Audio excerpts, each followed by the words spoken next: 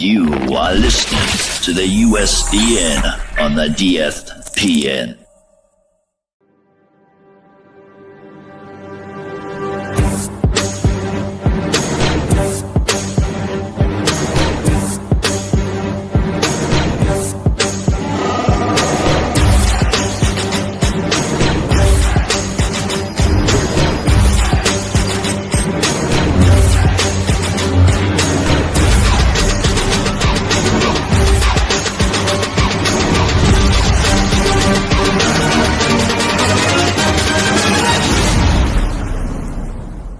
It's a trap!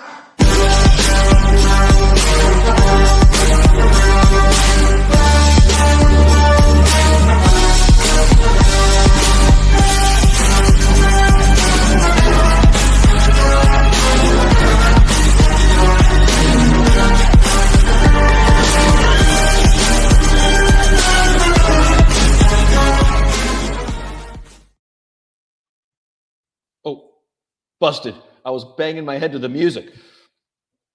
Oh, this thing is not wanting to cooperate this morning. I have no idea what's going on. I'm still trying to get everything shared.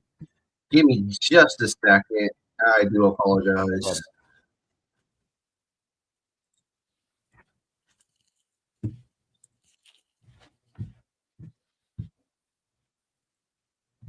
All right. Must be a Saturday morning. What is up, everybody, and welcome to the United States Department of Nerds, where we are for the people, by the people, and of the people. In a world of airships, dragons, and untold legends, some creators don't just tell stories. They build the worlds pieces by pieces and layers by layers. From sound to script to the very lettering on the page, today's guest is a creator who understands that storytelling is more than words, it's experience. And today we're diving into a world of Dragon Whisperer, a steampunk fantasy epic filled with dragons, mystery, and deep world building. Ladies and gentlemen, the Council of Nerds is now in session. Alex, welcome to the USDN from Italy. Thank you for having me. I'm in Italy right now. Yes, indeed. So if the audio or the video gets a little weird on us, he's in Italy having a good time with his family, doing a little European travel. Mm-hmm. But Alex, let's jump into this from the beginning. What pulled you into storytelling and comics? Oh gosh, from a very young age, I have a brother who's 8 years older than me, and in upstate New York, in Rochester, New York, right next to where my dad used to work, there was a kind of a newsstand store. And I never knew that a comic shop was a store, so I was a really little kid.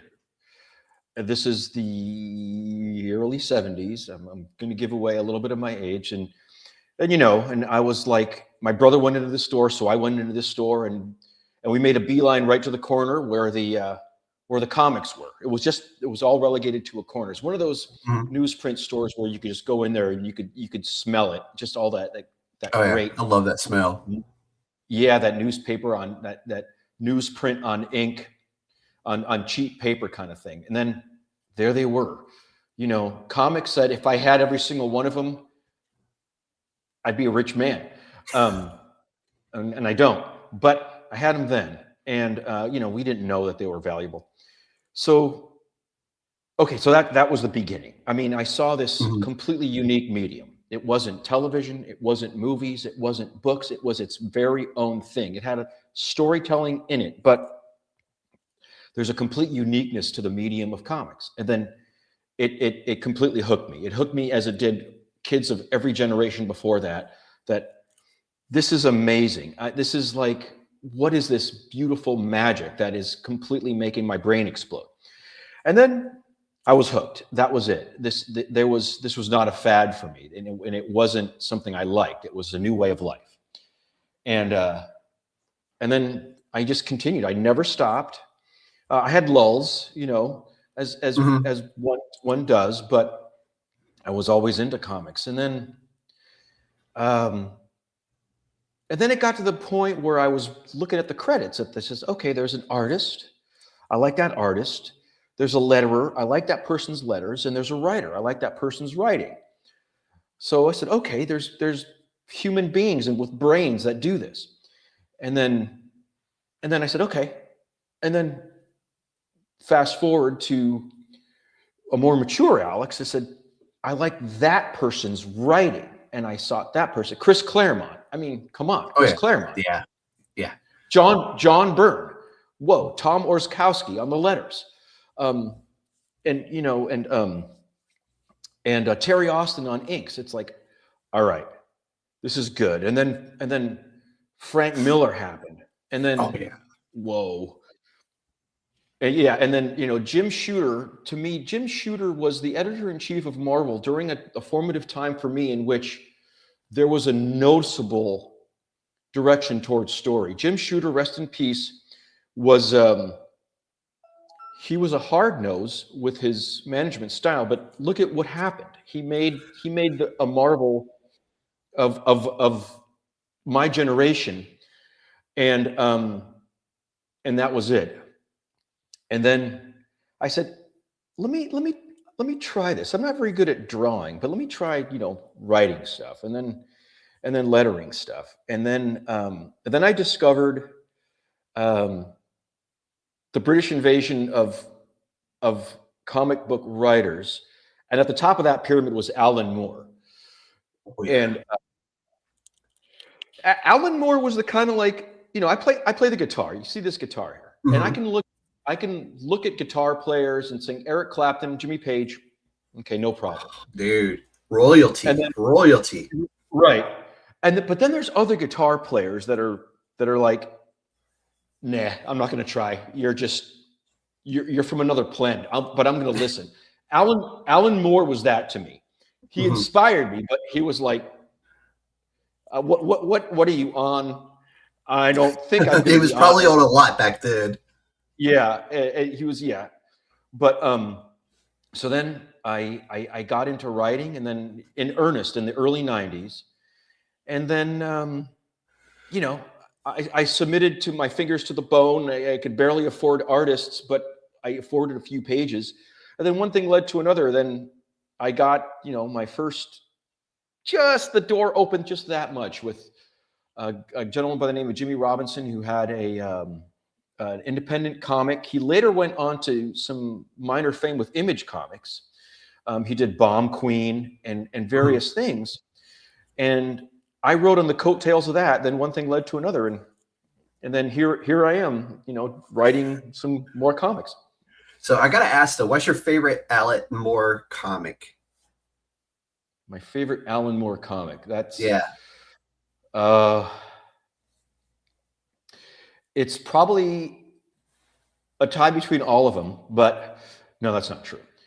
V for Vendetta is sort of like the pinnacle. It's the kind of read where you're one man at the opening, you're one man at the cover, and you're a different man when you turn the last page. It's that impactful. Oh, yeah. And after reading it, you put it down. It's kind of like, okay, whoa, and you're breathing hard. Watchmen, of course, and I have a soft spot for From Hell also. I really love From Hell, and the Jack the Ripper story and the meticulous research that went into it. So I would say, and the movie was good too. I thought the movie did really well and compared to the comic as well. Yeah, I liked the movie, but it was impossible in 2 hours to delve into the depth of 100% of the comic. But I did like the movie. It wasn't bad as far as adaptations go. But V for Vendetta, which is also a movie I liked, that one is heavy. And of course, Watchmen. It's like you play the guitar, yes. Do you like Jimi Hendrix? Yeah. So you like Eddie Van Halen? Yeah. So that's what Watchmen is. It's like, you don't like Watchmen, I don't know you. You didn't read it then. So yeah. No. And my daughter had just recently read that as well, and she was like, "Dad, this is intense." I was like, "Yeah, now go watch the Oh yeah. movie." But Hmm. you named mine, and then you left off Swamp Thing because that's the other one on my tier list with him. I Oh absolutely yes, love Swamp Thing run. I love Swamp Thing. Yeah, it's true. I love Swamp Thing as well. I just got the slipcase entire edition. It's great. Yeah.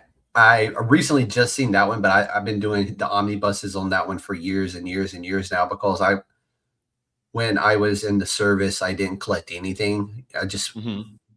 It was one of those where I got away from it when I joined Yeah. and picked it back up. And then I've been like trying to pick up and like stuff that I didn't get it to read in that time frame. Hmm. And like Swamp Thing's just always been the one of them, and that and Hellblazer and anything from that era of comics, the Vertigo era. I've been picking up slowly but Yeah. surely, but I'm at that point now where it's getting really expensive to pick up, and I'm just like, I think I might be good. Everything else is up there in the Right. price, and I'm like, I think I'm good. There's one comic book I'm still after, and I don't care if it's slabbed or raw or okay condition, and that's the first appearance of Constantine or Constantine, however you Yeah. want to say his name, in Swamp Thing. That's the one Yeah. comic that's like my one holy grail that I do not have yet. Now I have it as part of a compendium or omnibus, however you want to Mhm. classify them as. Yeah. But I want the solo, I want the single issue of that one. That's like my holy grail that I do not have right now. It's out there. It's out there. I should And I'm also just say. looking to I should find it. also say that Neil Gaiman was an enormous influence on me, and the Sandman, and everything else that he wrote. Oh yeah. He kind of couldn't write anything bad, and he was just a magnificent writer, and he was a big influence on my writing as Mhm. as a writer, as the writer Neil Gaiman. Let's specify that the writer Neil Gaiman, not Yeah, the person. The person, as we I found out right, later, is not a doesn't seem to be a good person. But right. from a writer standpoint, absolute freaking genius.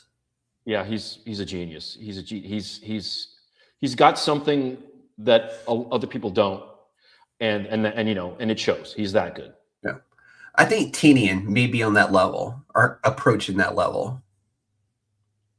Oh yeah, you're right. You're right. Yeah, Tinian. I haven't read as much as of his work, but yeah, he is a great writer. He is a great writer. Yeah. I think that man at this point can slap his name on a coloring book and I'd be like, yeah, let me get that. Yeah. But so you've worked across music, audio engineering, lettering, and writing. Were comics always kind of like your end goal, or did that evolve over time? Comics was sort of like the Jupiter in my solar system. Um, it was the biggest thing for me. Being a musician was big. You know, they're different mediums. Being a musician, one could pick up their instrument and play it in front of a person. You're a musician, um, and it's a very self-made art form insofar as you can start completely at the bottom and work your way up, and the doors are slightly easier to open. And then what happened was then I was the house band in a restaurant for 10 years. It was like 1 or 2 gigs a week at a restaurant. So it was a very quiet thing. We were sitting down, we were doing the mellow jazzy kind of thing, and that was great. So I achieved a modicum of success in music. I made money. It was a supplemental income. Mhm. It made a really big difference in my wallet. So that was great, and I achieved great things. I was in lots of other cover bands. I was in a children's music group. I did really well with music. With comics, I don't know if the word gatekeeping is necessarily the term, but there are mountains you have to climb and doors you have to open to be seen, and they're an ongoing expense. If before digital, And I'm of the print era, and I'm always going to be of the print era, and comics going to be in print. Same. Yeah, and I appreciate reading something on a tablet. It's great and it's immediate, and I appreciate everybody that does it. It's just maybe it's generational, but comics, you have to surpass certain things more so, I would say, than music. You have to be good enough. You have to be noticeable enough, and you have to be lucky. It's just you have to be in the right place at the right time. So that was a mountain. That was my biggest mountain that I always wanted to, summit. 100%. And you're right about the gatekeeping thing. I hear a lot of people use that term, and it's one of those where all the stars and the planets have to align on a single person for them to really be picked up. Otherwise, you're getting a rejection letter. Yep. And then it's wild today because I think anytime you're submitting to a company to try to get picked up for publication, I think it's all digital now too, which is wild. Yeah. The submission process for sure. Yeah. Mm-hmm. So was there a defining moment for you where you kind of like this is what I'm going to do? Yes. There was when comic writers, for the most part, write a script. There's the Marvel way of doing things, quote unquote, but I wrote scripts. And I just wrote scripts until my fingers were bloody. But then when an artist, a good artist, for the first time, took my script, interpreted it, and gave me back their interpretation of my script. So I saw another person's point of view of what I had in my head. And it was completely different. It was completely different, but it was better. It was like, what? You like, this was in my brain, and yet you interpreted it. And it was like the collaborative process, and everything was just, I was hooked, and I was addicted to the drug. And it was like, this is it. This is it. Jimmy Robinson with issue 6 of Cyber Zone, which is the issue that I wrote, that was like the turning point. And that was like, I held it in my hand. It was a floppy comic in the early 90s. And it's like, I did it. I made a comic. Yeah. I didn't do it alone. I didn't draw it. If we get to it later, there is something I'm doing art for, but we'll get to it later. But that was the moment. That was the moment in which it was the early 90s in which an artist interpreted my script in comic book sequential art format. And it was like, I can't believe it. I can't believe it's real. It was like the greatest moment. It was wonderful. Dude, that's awesome. And that's something that I'm looking to achieve here soon. Actually, I front loaded the front of my year unintentionally, but my medium of work here kind of took off for me, and I become a requested commodity within the indie comic book world, which I'm so thankful for. And I did in the month of May. I'm slowing it down to allow myself time to actually write my very first comic book, and I'm excited to start that journey. I've already got I talk to my artists pretty frequently. We're friends. And but it's something I'm definitely excited for, and I can't wait to have that feeling that you just described. It's just remember today, because you're awaiting that moment. But when it happens, that first page, you're just, I can't believe it. It's magic. It's magic. It's just wonderful. It's just wonderful. And remember that moment. You will remember it, but I'm telling you to remember that moment. Yeah. I can't wait. I'm going a la Frank Miller, Sin City on it, that type of vibe with it, but it's going to be great. And I love that art style, the black and white with the just color splash for like the neon signs and that kind of stuff. It's going to be really fun for me from a story perspective. But I can't wait to see what he does with the art on it. So, but let's talk about some Dragon Whisper. Sure. Where did this idea come from? Because I'm a big fan of steampunk. I'm a big fan of dragons, as all human beings on Earth should be. But where did that come from? Okay, it's funny you say that about dragons. Everybody loves dragons. I call them the pizza of fantasy creatures. Everybody loves everybody. There's not a bad pizza. There's just worse. Great pizza comparison. I love it. I love it. Everybody loves a dragon. But where it came from, that's funny. So probably 19 or so years ago, 19, 20 years ago, I was working on a story that was completely terrestrial based. It was robust pirate fantasy. It was kind of a Treasure Island-esque, but it had a dragon. And then I wrote a script, and I got an artist to do it. And then it was there, and it was cool. And then I got a few nibbles, but nothing happened of it. And then I shelved it. And then 10 years after that, I came across those pages, and I said, wow, these are cool. This is very classic Edwardian-looking Treasure Island. And I said, make this a flashback to a steampunk future.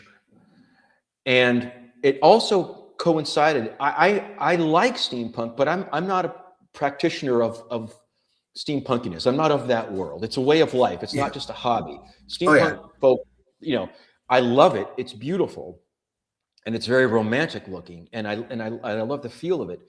But what sort of turned the corner? My favorite band is Rush. And Rush's last album was called Clockwork Angels, and it was a steampunk concept album. And then, if it's good enough for Rush, it's good enough for me. But the lyricist, the late Neil Peart, he had this great line. He says, it's very romantic. He said, steampunk is a view of the future from the past. It's kind of like you go to Victorian England, and they say, what's the future going to look like? Well, it's going to have these airships that are made with leather balloons, and it's going to have a lot of, gas lanterns, and a lot of gears and cogs, because that's how stuff moves now. So it's just gonna be better in the future, Mm-hmm. So I love that view. So I said, let me just retweak this dragon story to steampunk. And then I did. And then I wrote a script, but I was very meticulous in how I was going to approach. So I went online, I looked for artists, I did comics and steampunk. And then my first artist, Glenn Fernandez, unmitigated genius, an absolute genius artist. Glenn, you're a magnificent artist. Two hits came back lots of hits came back, but two people that I wanted to work with. One of them, she wasn't available, but Glenn, I said, I love your work. Do you want to work with me? Whatever your page rate is, I'll pay it. Mm-hmm. And he said, yes. And then, so the look of the world, so much of it, I owe it to Glenn. He's the artist. He made it look like what it is. I sort of built the ship, but he made it fly in this incredible direction. So Glenn's Fernandez art. He's a Venezuelan artist, just an absolute genius. And then, so I made sure I had one full issue of his artwork, and then my lettering and everything. And I just didn't suddenly start to letter. I learned the craft of lettering, and I lettered hundreds of pages before I even thought of submitting it to anybody.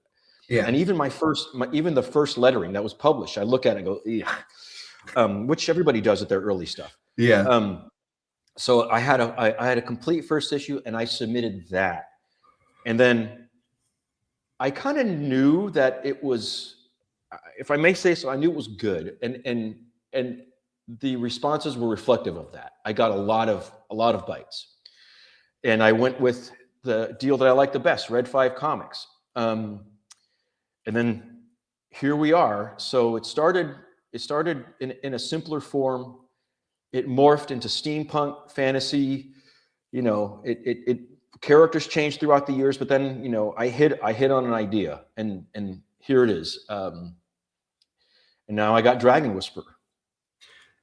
I like it. So let's talk about one of your characters, Rosalinda Eberhardt. What makes her stand out? Well, what makes her stand out? She's a main character Well, I'm gonna say something very basic. She's like me, okay? Now, she's, a young woman, I'm an old guy, but she's like me. And here's how she's like me. I'm not a badass. If I were in a confrontation, yeah, I would defend myself. I might try to run away. I'm nobody's badass, and I have nothing against a badass. But I can't relate to someone who could jump into a cockpit of a spaceship and just fly it or pick up a sword and wield it like they immediately know what they're doing. I can relate to someone who would do that if they have to. I could relate to someone who could do that and be scared, because that would be me. But the most thing I can relate to is if they get whacked in the face and they fall down and then they get right back up. In pain, having gotten whacked in the face, still afraid, but ouched. And they go, damn, I'm going to do something else now that will make that not happen to me. Yeah. And I'm going to do something to you. So Rosalinda, what makes her stand out is she is that person. She's not anybody's badass. She's not a sexualized person. I'm going to say first and foremost, she's a human being. She's relatable. And she's also, I have nothing against the snarky teenager either. Nothing against all those characters who were pushed into the locker because they were a snarky teenager. But not everybody is a snarky teenager. If you're a teenager, you could be kind of a regular person. You could have your qualities of snark, but you know what? She's a relatable, non-badass person that when she falls down, she gets back up. But something in her changed from that first fall down, and then something is going to change with the next fall down, and then she's going to grow, and then she's going to get better at who she is and what she does. So that's what makes her stand out. She could be like anybody else. She just lives in a steampunk world and she can talk to creatures. That's it. She's like steampunk Dr. Dolittle. I like that. That's a good reference. Yeah. But so in your book, instead of hunting the dragons, you focus on communication and you explore that concept. Kind of where did that originate? Because that's such an opposite. When you hear dragons in a comic book, you're thinking, oh, we're hunting dragons or we're riding dragons. We're doing something else. But you focus on the communication of it, like we can communicate with them. I'm glad. That was very astute. Yes, that was a very intentional thing. It so happens that my son is autistic, and he went to speech therapies. So, and he's my only child. So he's now 22. My point in mentioning that is, as far as being a father and a caregiver and a nurturer of another human being who's completely reliant on me for their survival and his mother, I have no frame of reference of a teenager wanting to learn how to drive a car or get a girlfriend or boyfriend or do anything else to those. I have a completely different view as a nurturer. I see that in other people. I was that as a kid, but as somebody who needs to, as a carer of that person, I see that, and I saw that communication with that person it's life or death. It's an over-exaggeration saying that, but it's life or death. And a different kind of communication, and not a neurologically typical communication. So I wanted to channel that experience of myself into the writing of a comic about communication. And no, we're not, well, I don't want to give the comic away, but some people have intentions of getting the dragon in the classic dragon sense, but other people have intentions of like, no, we're not going to kill the dragon because it's a dragon. I mean, I think the person that wants to kill the dragon is more of a monster than the dragon. Unless it's Smaug from, Lord of the Rings. And then, okay, Oh, he got what he deserved. He got what he deserved. Yes. Yeah, exactly. So that's a long answer. I gave long answers. Sorry. No, that's the perfect answer. I like answers like that where you give just enough without giving it all away. And that to me is it makes people curious. And that's what I like to do is you build the curiosity for people to want to go out and purchase the book, whether it's digital or paper. But that to me, those are the perfect answers. And that was a perfect answer. So I appreciate that a lot. Thank you. So when we built this world, and I'm guessing in this instance, since you did go back and went off the shelf and kind of bring it into something else, did you build this world first, or did you have these characters in mind? No, I did not build the world first. Okay. I built the foundation of the world first. That's another really good question. I built the foundation of the world first.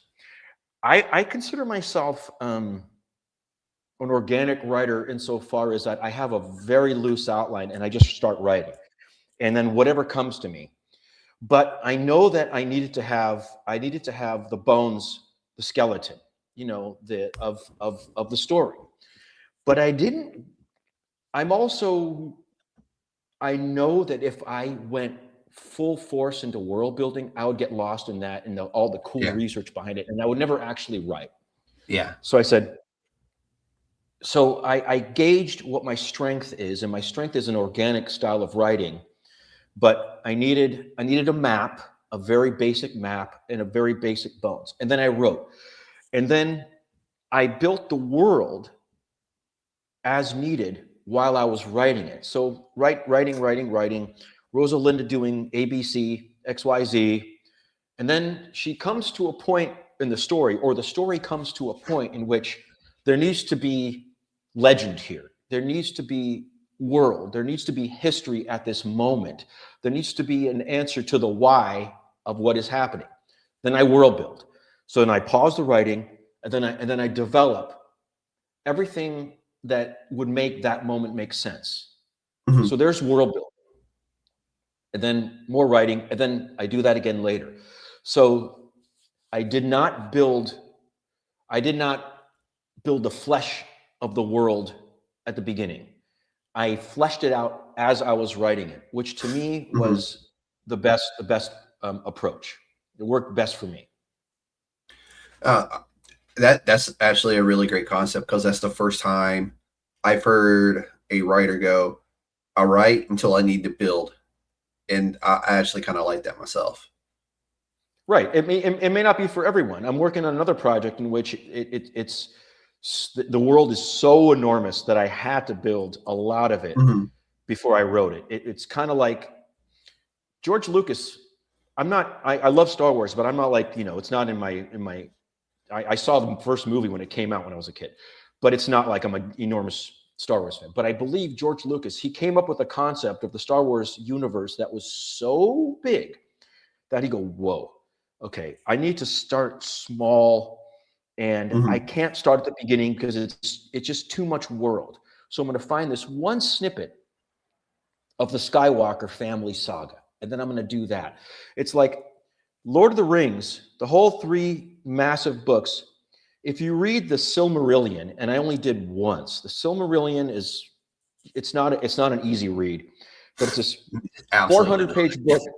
Right. It's a 400-page history, and the Lord of the Rings saga maybe takes up a paragraph. So that tells you how big the Middle Earth history is.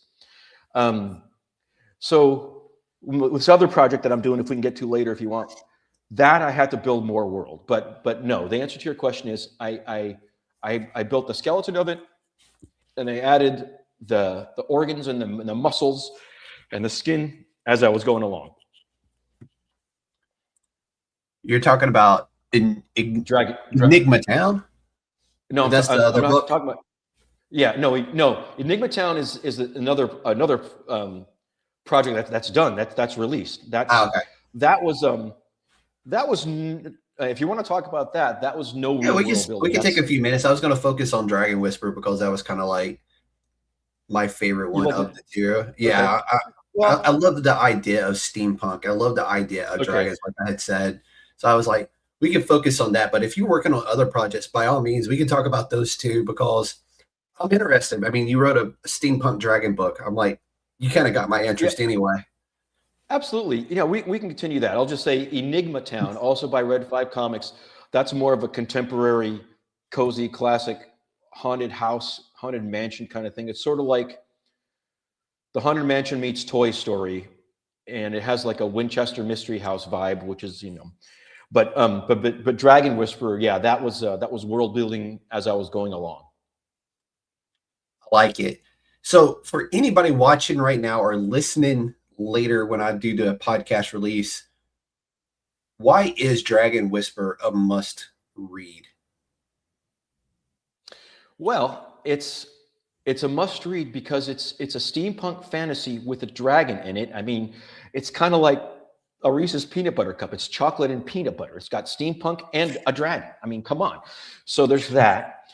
And well, the main character is a young woman, and that's not a new concept. And it's a young woman who's kind of could be an every person. Luke Skywalker was a farm boy, and then he became the Jedi Master that he was. And this woman, she's a farm girl, actually, she is. And then there's a horrible tragedy that occurs in her life that makes her need to branch out, and it was kind of her fault. And it makes her need to branch out in her life. So you could see the story arc of somebody like you becoming somebody amazing, but still keeping the core of who that person is, like Frodo. Frodo is very different than Luke Skywalker. Luke Skywalker becomes the greatest Jedi. Mm-hmm. For me, he's the greatest Jedi, not Anakin, Luke. That's my generation of Star Wars. Anakin, yeah, is great. He's Darth Vader. He's wonderful. But for me, Luke is the greatest Jedi. Frodo is always Frodo. He saves Middle-earth, but he's always Frodo. Rosalinda, but he does change. He does change to a point in which he can't go back, but he's still Frodo.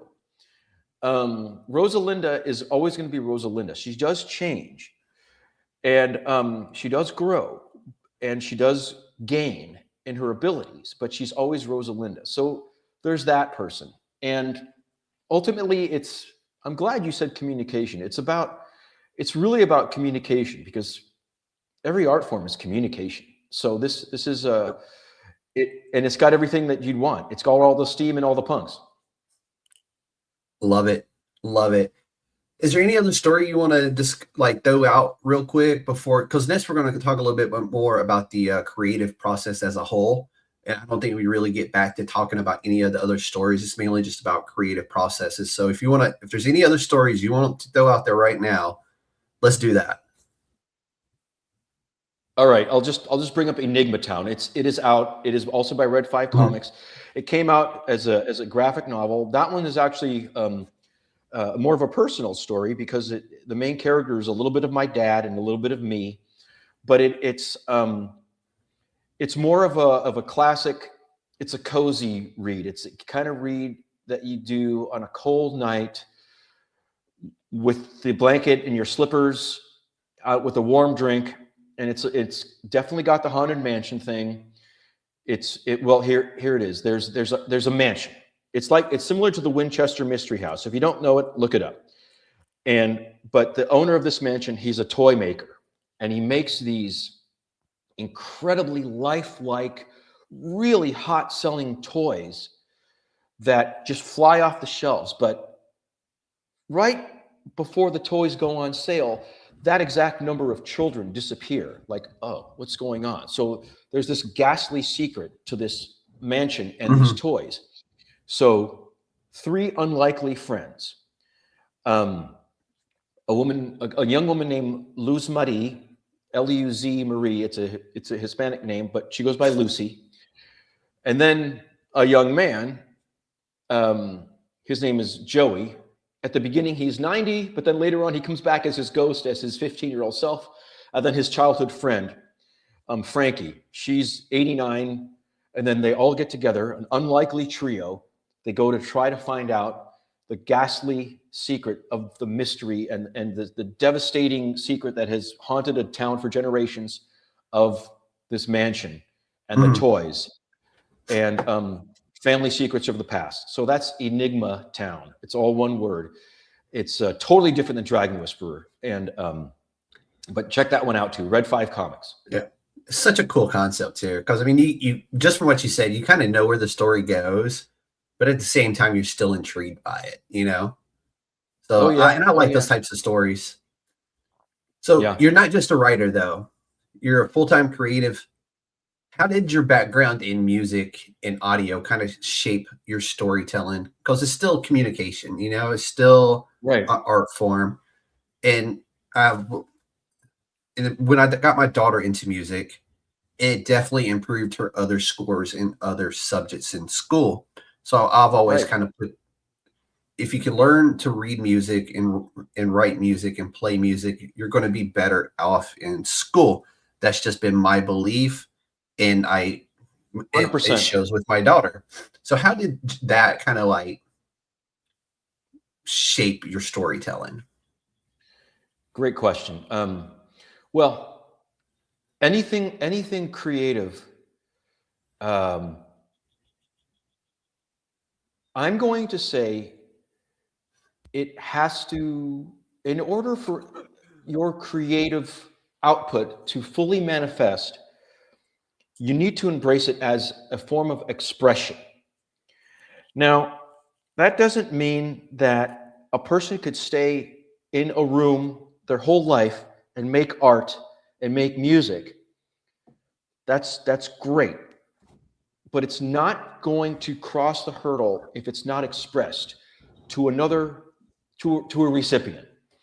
So that's my process. Creating music is an expression. It is a communicative expression that is different than talking, that's different than writing, that's different than taking pictures, but it's an expression. I can get that guitar, I'll put chords together, I'll sing some words to it. I am constructing an expressive output. And it builds an entire set of tools in one area that you can completely rejigger and MacGyver these tools to help you in another area. So that was music. And I started playing when I was 10, and I got good at it. I listened to other people. What I did is I absorbed it, not like a mirror, because a mirror just reflects it. I absorbed it sort of like a satellite dish.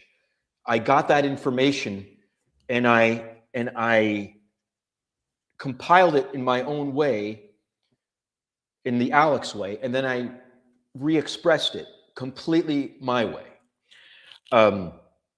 So what music did for me was it without a doubt, unequivocally, gave me all the tools of expressing and constructing that expression.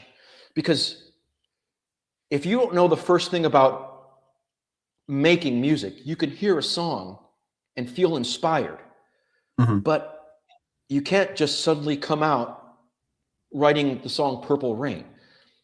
You have to build the tools, you have to build your strength in that craft. You have to exercise that craft. So that making music gave me the knowledge of making and building the tools to be able to do other creative endeavors like writing. It's different, very different, but it's creative. So when you're writing, comic book stories, do you hear in your head music to the story that you're writing? Like as you're writing along or whatever, can you hear the music for a particular scene in your head? Just like it's not there, you haven't written it, but do you hear like a specific like song, or like can you imagine like a song as you're writing a particular scene or anything like that?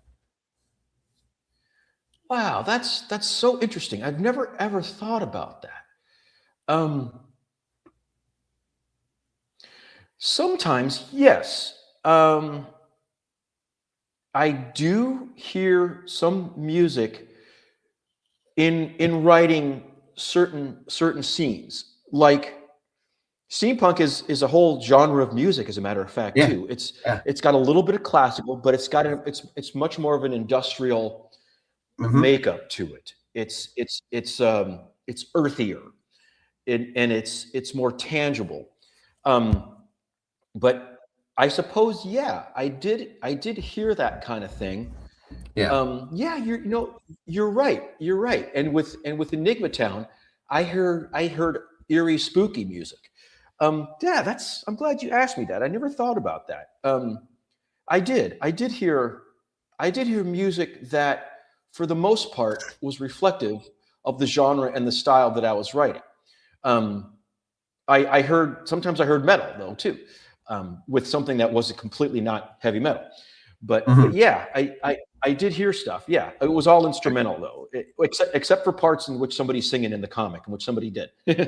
Yeah, because I asked that question because I know, like, once the Game of Thrones TV show came out, I was still in the process of reading the books as well. So as I would be Mhm. reading like the pages of the book, I would also be hearing the Game of Thrones, theme song in my head at the same time, and I'm just like, I catch myself like kind of bobbing my head along a little bit about, Right. because I'm like that song is stuck in my head for that, and it's one of those where, like, if you're reading a Batman comic, you kind of have the Batman theme song from I think the 60s, like kind of like popping in your Yeah. head as well, or the You can't help animated it. Yeah. series from the 90s. It's just stuff. It's like there's two things that go together perfectly, and that was one of those where I'm like, you do music, you write comics. It's kind of like one of those questions, like, I wonder if he does that too, because I know I definitely do that. If there's a theme to a particular comic book or a character, I hear that theme as I read that character. So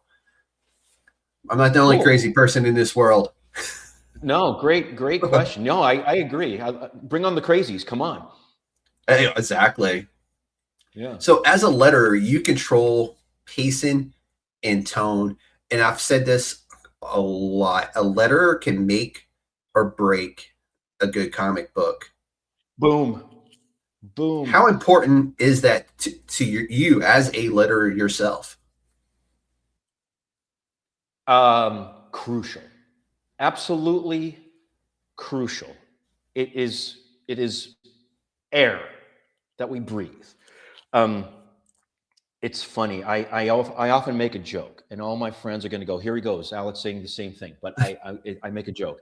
If writer me ever met letterer me would want to just knock out writer me, because writer me writes too damn much.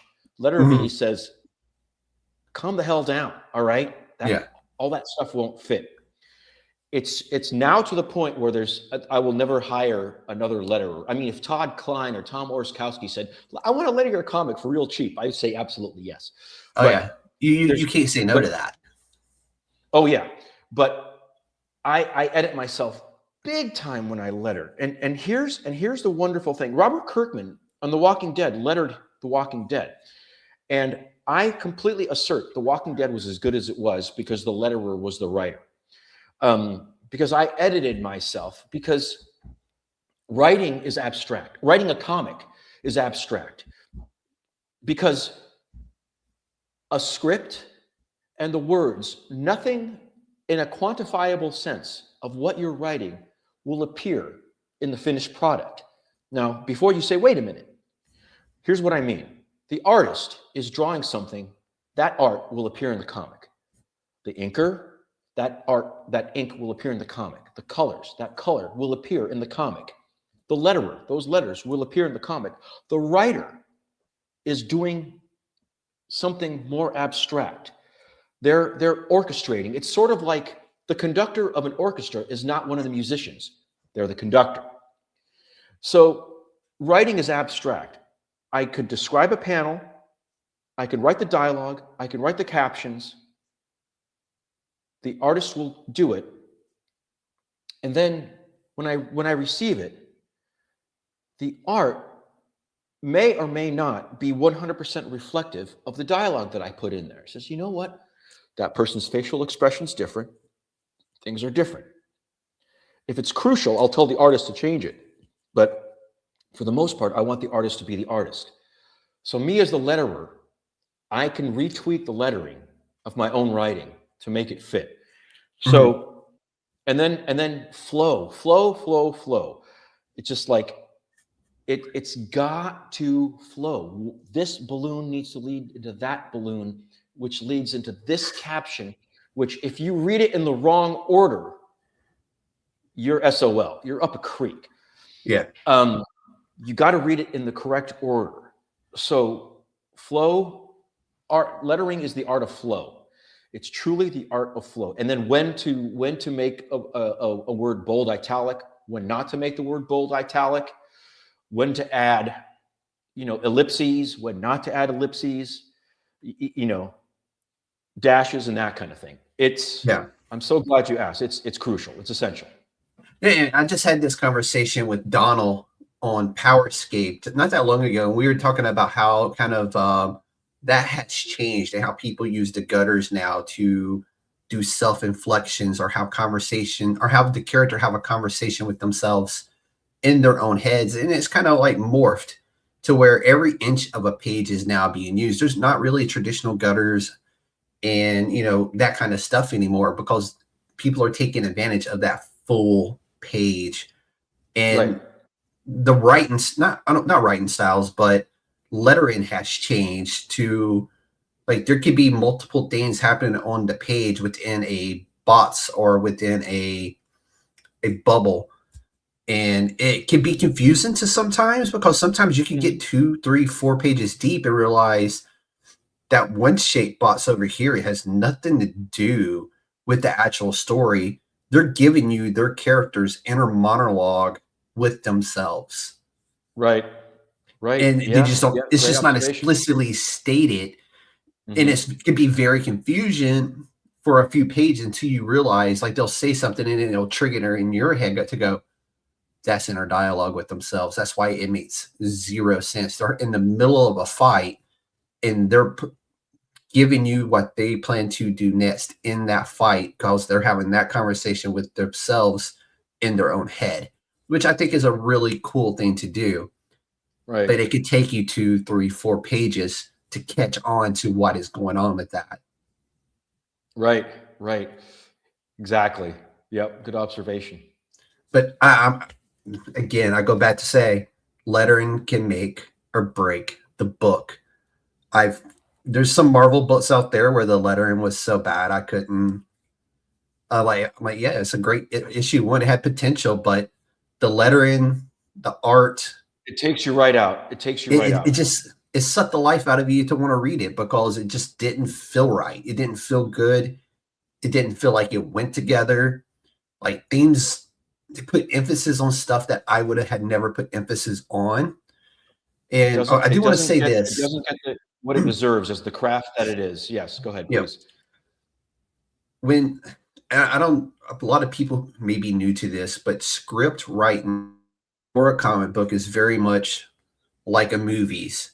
It's not like those bubbles you see with text and stuff on a comic book page are not what's on a script of a comic book.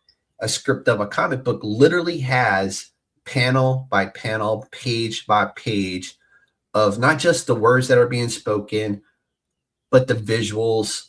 It has where characters are looking, if there's trees, if there's birds, if there's a house, if there's a gun, if there's a car, all that stuff is described in a script to a comic book, just like it would be for a movie. And that's how the Correct. artist knows what to build for a page or a panel in a comic book as well. So it's a really cool concept that a lot of people I don't think really think about. They just like, oh, there's my comic book, there's my words, there's my art, there's my pages. But that was a whole, like, yes, 22 pages, 28 pages, 32 pages. That might have been 200 pages worth of a script, is all I'm saying. Right. Yeah. Oh, yeah. It's true. Yeah. My scripts are ridiculous. Sorry, all you artists that work with me. Sorry for overwriting. But I would rather have those details in there than not. And I know some artists who they like that complete 100% direction. Tell me exactly what you want. And then I heard, Right. of artists going, you really just tell me the story and I'll make it work. And they're just Yeah. that good. They got that experience to where they can interpret your words into damn near 100% of what it is that you want. And I think that's Right. really cool. It's different concepts out there, different ways of doing business, and I can appreciate all of them because I know the amount of work and love that went into that project. And that's why I love comic Exactly. books as a medium. So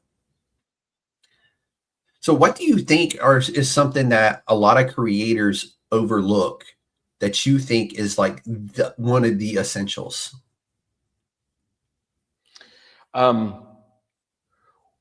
Well,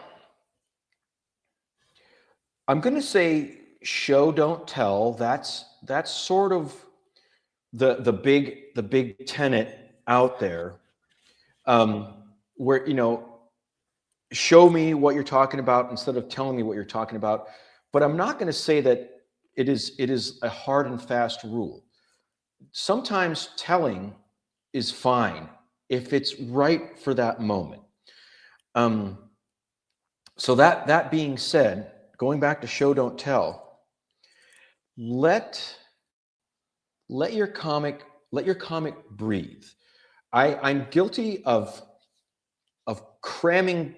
I'm guilty of rushing at times, my comics, especially first chapters of any series that I'm doing. I guess I'm gonna get insecurely obsessive compulsive about making sure the reader knows what I mean here. So I instinctively try to write too much to try to describe everything. And that's where like an editor would come in, or yourself calmly saying, slow down, trust your audience to have them figure out, but don't just be lazy to try to make them figure out something that they can't figure out because you didn't establish it enough. So ultimately I'll say show, don't tell. And I'd have that manifest mostly as much as letting the scene breathe, while keeping in mind that a comic has what time is to a movie or a television show, space is to a comic. So if a scene goes 5 minutes, you have 5 minutes. If a scene in a comic, you have to decide how many panels and pages, but you have to consider that that's that many pages that you won't have the rest of the story to tell. So got to let it breathe, but you have to let it breathe in the right amount of panels and pages that you create in your head. How much is that? You decide. It's like asking the question, how long is a rope? Yeah. So you've worked across multiple publishers in your time.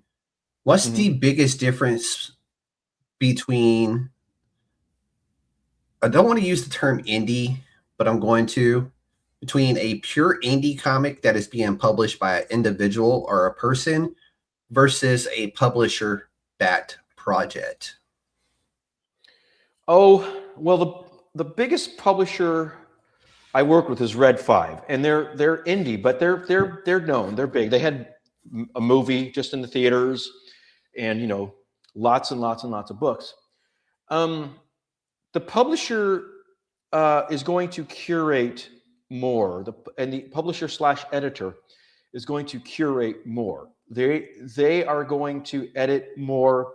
They are going to, they actually might say, I'm not going to publish that scene, or you need to do more there. So when they're bigger, when there's more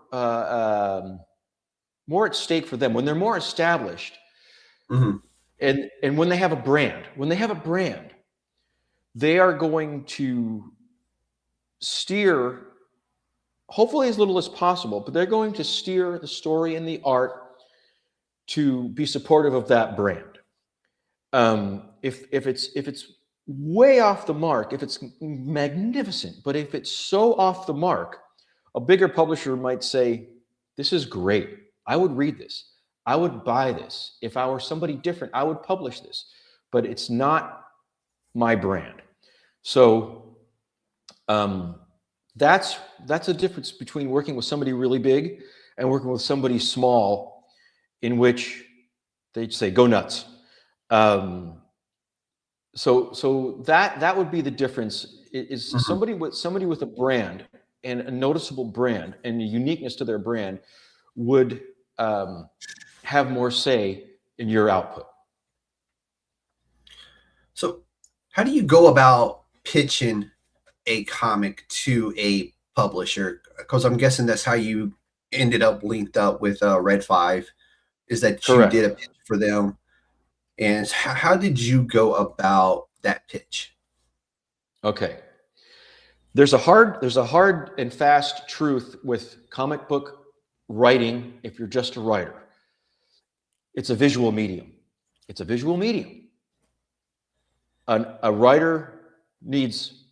comic book writer needs art to go along with their comic.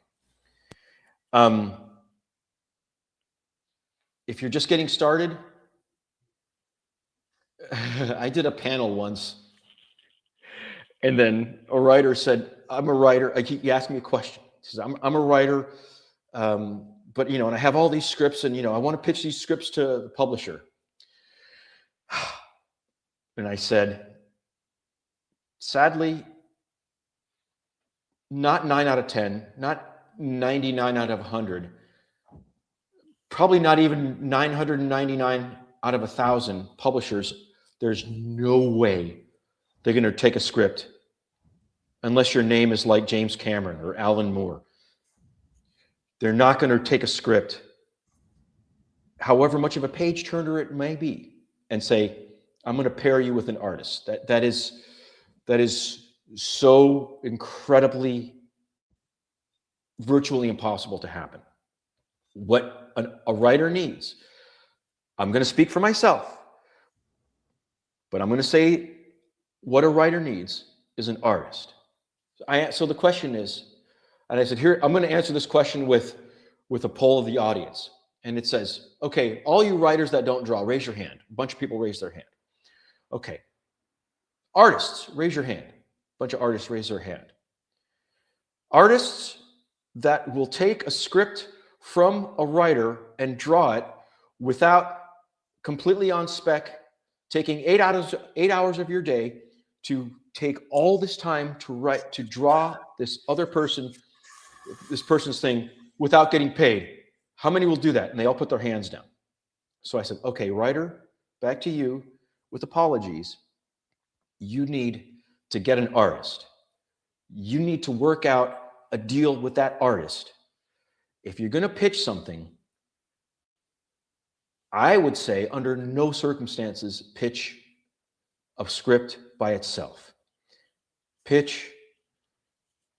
The going rate is, many publishers want to see 6 sequential pages of comic book storytelling, pencils, inks, letters. It is a visual medium. This is what they want to see.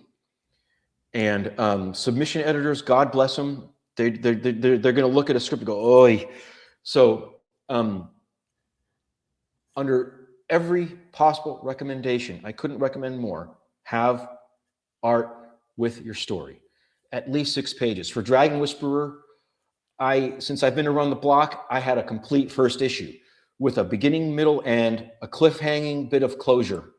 So boom, it was without question. it was picked up. No, and that's 100%, because like I do a lot of interviews with people starting Kickstarters, and I've said this a multitude of times that if I land on your Kickstarter page and I can't see a sample of that book, I am not going to back that book. I just can't do it. You can have 1 day left or 10 days left, but if there is not a sample of that book on your homepage of your Kickstarter, I am not going to back the book, because I do not know what I'm investing in yet. And I want to invest. I am a huge, I am a super backer on Kickstarter. However, I cannot throw my good money, hard-earned money, at something that I cannot visually see at the time I go to want to back the book, no matter how great it sounds on paper.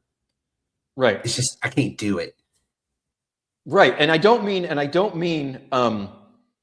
character pages, and I don't mean portraiture, and I don't mean a cover. I mean sequential art, paneled sequential art pages. Yep. You know, I mean, a good character page is wonderful. That's great, but it's not telling me a story. 100%. So what was something about the business side of comics that surprised you when you got started? Oh, let's see. What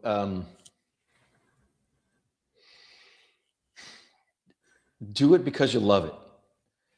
Do it because you love it, because unless you unless you're like a genius and you knock it out of the park your first time at bat, you will be spending a lot more money than you'll be earning. Do it because you love it. Don't go into this thinking you're going to make money. Do it because you love it. There was an old skit of Bob Hope interviewing. I'm dating myself. Bob Hope interviewing Charo. Charo is this Spanish singing, flamenco guitar playing, very beautiful, voluptuous woman, and she had this heavy accent. So she comes on stage with, in her baseball, nice and tight, with her bat and all that, and she says to Bob Hope, I want to be a baseball player. And she goes, great. What position do you want to play? And then she says, what position pays the most money? And then Bob Hope says, well, a home run hitter pays the most money. And then she says, that is the position I want to be. I want to be a home run hitter. So the joke is, that's not a position. There is no position called a home run hitter. You have to be damn good. You have to time it right. You have to have skill. You have to have luck. Luck gets talked down upon a lot, but you got to get lucky, and you have to be at the right place at the right time. So my point there is, make your comic. Yep. Pay the money. If someone's going to pay the money to print it, you lucked out. If you have to pay the money to print it, pay the damn money to print it. If you have to pay an artist, pay the damn money to pay the artist. If you got to do all these things, do it. If you got an artist, colorist, inker, letterer, publisher nice enough to say, I'll do it on spec, take the ball and run with that one, because a lot of artists, real professional artists, ain't going to do that. You got to pay them. What legends you just mentioned. Jeez. I have that skit in my head now, because that was when she was really young too. So, man, I have to watch some of her old stuff, because she is so funny. So you've sustained creativity. She's one of the best flamenco guitarists. Yeah, go ahead. Yeah, I mean, that's wild to think about. When you see her, you don't see that. And then when she starts playing, you're like, holy shit, she can play. Yeah, she's really good. You see the exterior, the over-the-top character that she is, and then you're like, right, she's talented, and she's funny. Her timing on delivering jokes, just absolutely amazing. But she's so genius, what keeps you going though? No, I love that, because Bob Hope, just phenomenal there. So you've sustained creativity across multiple disciplines. What keeps that creativity going? Because it's tiring at times. It is exhausting. I'm going to tell you a story about how physically exhausting it is. But What keeps me going? Sitting and doing it because I'm insecure. I'm an extroverted person that can talk a lot, but I'm insecure about my own abilities. So before I sit down and write, I'm going to go, oh God, I'm going to sit down and write and it's going to suck. Then type. Oh yeah, type. Yeah. I know myself well enough to know once I get going, I am going to get into that zone. I know myself well enough. I do a lot of conventions and I'm super nervous. Even though I'm a talker, I'm super nervous before the convention. I said, I'm not going to sell anything. It's going to be a complete disaster. But the minute I see the like-minded people show up, I get into the zone and then I sell comics. So what keeps creativity going for me is doing it. I know writers that could write a script in a day and literally right out of the gate. I need a little bit more incentive for that. So for me, the biggest cure for writer's block is a deadline. Without question, it's a deadline. Dragon Whisperer Volume 1, I like to make the joke. People ask me, how long did it take you to write? And it says, well, since it's the first volume, it took all my life up to that point. So it took amount of years up to that point. So it's a flippant jerk of an answer, but yeah, but it's not a real answer. But I'm telling them that's how long that album, that volume took. Volume 2, that separates the amateurs from the professionals. Volume 2 is when like the publisher says, give me volume 2. Oh, that's like the second album of a band. The first album, they took all their life to get to that point. But the second album, if the first album was any good, the second album is like, okay, the clock's ticking. Give me an album. That's where, so the second volume of Dragon Whisperer took several months, maybe 4 or 5 months just to completely write and to get it all down.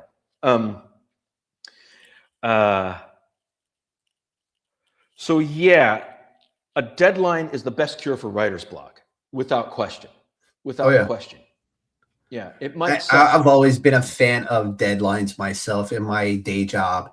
Because if I'm handed a project and it's like, hey, do this project, well, what's the deadline? Oh, just whenever you can get it done. I'm like, dude, if you give it to me like that, I mean, I ain't going to do it because it ain't that serious for you and I'm not going to waste my time on it. You're like, well, okay, then if you put it like that, Friday. All right, cool. I have it to you Thursday. Yeah. You know? Right. By when, if somebody says something to you, say by when. That's one of the most powerful 2 words that you could say to somebody in any sort of endeavor in which you're providing a service or somebody. By when. Mm-hmm. Write it down, commit it to paper, by when. But it's funny you say how exhausting it is.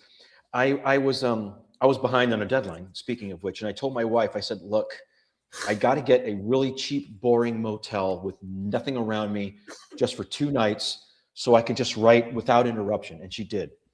And then I did that. And then it was great. I was writing. And then I was doing this thing. I was measuring my fat content and calories at the time. And I got this thing that's called a lumen. And it was, you blow into it like a breathalyzer.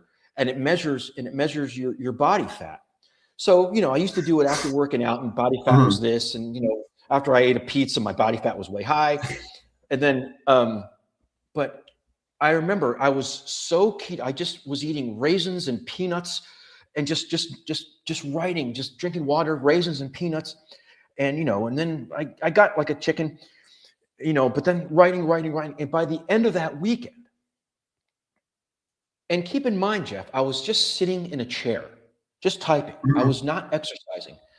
I did the lumen and I measured my body fat. It was the lowest it had ever been after no matter how much amount of workout I've ever did. Sitting and writing with my brain in a feverish state, sitting and writing. Unbelievable amount of calories burned. Yeah. Just thinking and writing, it's amazing how the body reacts to that because you're using so much of your brain to process what you're doing. And absolutely. You also, when you're writing, you want to kind of have your back up straight and you're focusing on your core. You want to be, comfortable, but yet relaxed. That way you can flow into the writing. It's it's a whole science, y'all, is all we're saying here. It's absolutely. And it's taking the time between them too. And I learned that this month, and I'm also going to learn some more of that lesson next month, because like I said, I was just saying yes to everybody instead of giving myself some more time to process things and to enjoy things I enjoy. I didn't really get to do that this month. And then if you follow me, you'll notice that as over the next month, there's less stuff. And then you come to May, you're like, oh, he's only doing like, I think 8 shows or 10 shows for the month of May, which by some standards is still a lot. But I do believe I'd love to do this. So that's why I'm doing it that way. And if I do 4 days or 3 days in between shows, that means I've had time to process it, prepare for the next one. And I'll prepare in batches. Like I'll take a weekend and I'll get like 5 or 6 shows done. Yeah. Like they're already written. Everything's ready to go. And you're very good at it. You're very good at it. It shows the preparation. You're very good at it. It's one of those things where the more I get from you, the better I can make things. And the more that's out there on you. Because I don't just, yes, I love when people give me the stuff and I can make it. But I also go to your Instagram. I go to your Facebook. I go to your social media. I look at things. I learn. Because in my head, I want to be the best at what I do. Like, it's just a competitive drive. Like, who am I competing with? Nobody. Myself. Right. That's the way I see it. I have no competition. And it sounds like a conceited asshole when I say it that way, but the only person I will ever compete with is myself. As a matter of fact, if there's a guy next door to me doing the same exact thing as me, talking to the same exact people as me, I'm going to go to him and go, hey, what did you learn? How did you do something? I want to learn how he does things so I can be better at the things I do. And that was the whole point of that question. And in that part of it is you're good. You're very good at it. No, dude, you're gonna give me a big old ego. Stop it. So before we get into some rapid fire questions, I want to ask you, how does life outside of comics influence your life inside of comics? The storytelling, the lettering, and that kind of stuff. It's crucial. It's the fuel. It's the fuel that fills the tank of the creativity. It's been said by so many people that writers see the world differently, it's going to sound egomaniacal or egotistical. I don't mean it in that sense. Someone who declares themselves a writer, someone who decides that they're a writer, that person sees the world differently. It could be a curse too. It could be, that's a beautiful tree. Oh, I could put it in a story. Shut up and just admire the tree or that nice bird or the waves on the beach. But writers see the world, and as I said earlier, we're sort of a satellite dish receiving this information and then compiling it in our own way. That's how writers see the world. So everything outside of life, everything can be taken in and compiled in such a way that it could be part of the fuel for a creative process. Yes.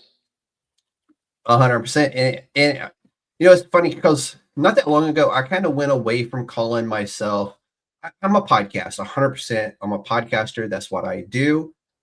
But I consider myself a journalistic media, because that's how I want to present people. Like I consider this as, I'm talking to Alex today and I'm taking my audience on a journey through Alex's creative life and a little bit of the personal side too, and talking about your music and your family, and you're traveling in beautiful Italy right now. And I'm sure right now it's just absolutely amazing over there. So kind of a little jealous of that one, because I know how spring is in Italy. It's just amazing. But Yeah, I call myself a media platform. Well, it's kind of cold today, but it has been nice. Yes. You know, I had 80 degrees and then it was like 47 this morning when I woke up. So I'm just like, come on, let's figure it out, Mother Nature. Let's go. I know. But it's weird because I know people who are just like, oh, I'm just a podcast. I get on there and I talk about X, Y, and Z. I'm like, well, I kind of consider myself a journalist who has a media front, you know, because I do like I do interviews. I talk to people. I promote their Kickstarters. I do a lot of everything. So a multimedia platform is kind of what I consider myself now at this point. Oh, we had a comment that I missed. No, that's just somebody trying to sell me views on Twitch. And no, thank you. But no, this to me is just so much fun. I did burn myself out a little bit this month, but damn, it was worth it. I got to talk to so many great people this month. So many of my friends have been back on, and that's what happens. At the end of this, I'm like, Alex, that's my friend. He's a great writer. He writes about steampunk and dragons, and check out Red 5 Comics because Red 5 Comics has some really dope stuff on there. And it's named after Luke Skywalker's X-Wing. Come on. I mean, yeah, it's true. It's true. Yeah, it had its the name of the company had its roots from the main publisher, Scott Chitwood. He was, you know, he was one of the early people that worked at he worked in the Star Wars world, and in order for him to get the name Red 5, he must have been an early adopter of all this stuff. So yes. Oh yeah, because I know there's many other platforms out there calling themselves Red 5 something, and when I seen that, I was just like, you know, like you just said, he's been at it for a while, so it's really cool. But you ready for some rapid fire questions before we start wrapping it up? Right. All right. What's your favorite comic book growing up? Lay it on me. Favorite comic book growing up? My favorite comic book growing up. Oh, I would probably say the Hulk. Ooh, good one. Dream collaboration. Jill Thompson. She is just such an awesome artist. She did my favorite run of the Sandman. She makes these comics called Scary Godmother. She's a genius. I would do anything to work with her. I'd make her team. That's a good choice. That's a good choice. I like that one. One tool you can't live without. One tool I can't live without. I would say my big Samsung Galaxy tablet. I love to do all kinds of stuff on that. I'm the same way with my iPad, and then also I have this. Nobody sees this one, but this is another screen over here, and literally everything that we just discussed is like right there. Cool. That's why if you watch my eyes, it goes over there. Right. But coffee or energy drinks? Coffee. I drink way too much, and I can't help it. It's just so good. It'll catch up with you. I mean, I used to be able to drink 10 cups a day, and now it's like I better stop at a certain point. Oh yeah, no, it's already done it. Yeah, it's already caught way up to me. Physical or digital comics? I know you mentioned earlier. So, physical. Oh, 100%. 100%. Physical. 100%. All right, Alex. Before we get out of here, man, tell everybody where they can find you and what's upcoming for you. Okay, well, go to Red 5 Comics. Red, the number 5 comics, COMICS.com, red5comics.com. There's all kinds of stuff. My comic is Dragon Whisperer. My comic is Enigma Town. Those are the two for those. You can find me on Facebook. You can find me on Bluesky. You can find me on Instagram. Hopefully, I'm working on 2 other projects right now I can't go into great detail about, but they are. We almost got the exclusive. We almost got it, y'all. Well, I'll tell you this. I'm actually drawing. Yeah. A young children's comic. It's like that's really Dogman age. It's like ages 4 to 7. That's young really children's comic. I'm drawing that. And the other one, these couldn't possibly be more diametrically opposite of each other. The other one is a grown-up, I say equal parts horror, science fiction, and fantasy. I will tell you the artist that I'm working with his name is Gary Amaro, and he is a veteran of DC Vertigo Comics. He did a Sandman. Yep. He did the Books of Magic. He's an absolute I love the Books of genius. Magic. Yeah, he's a genius artist.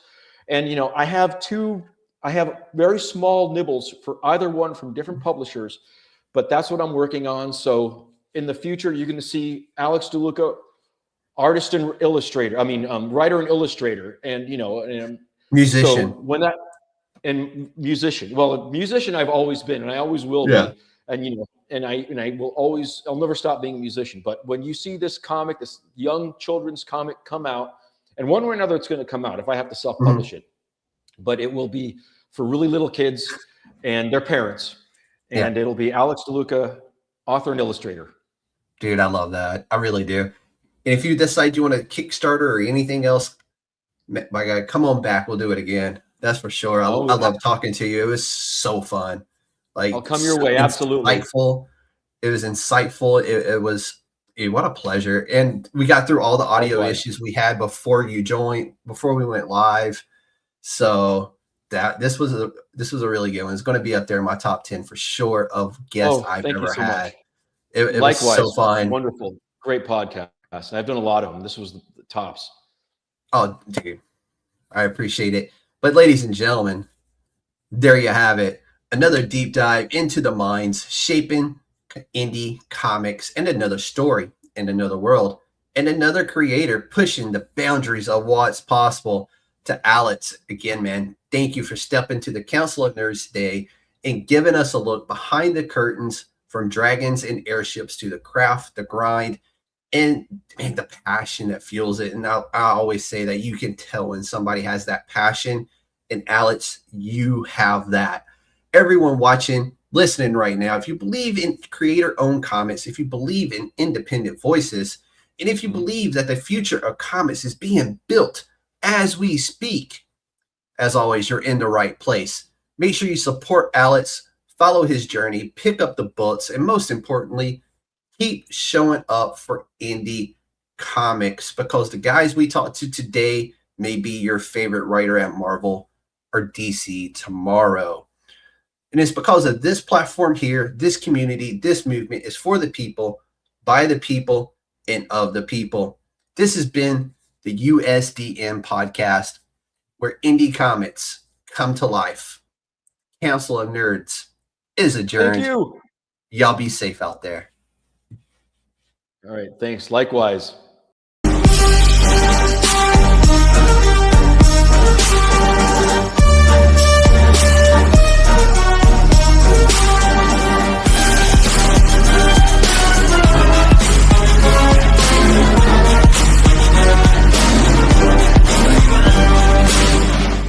It's a trap!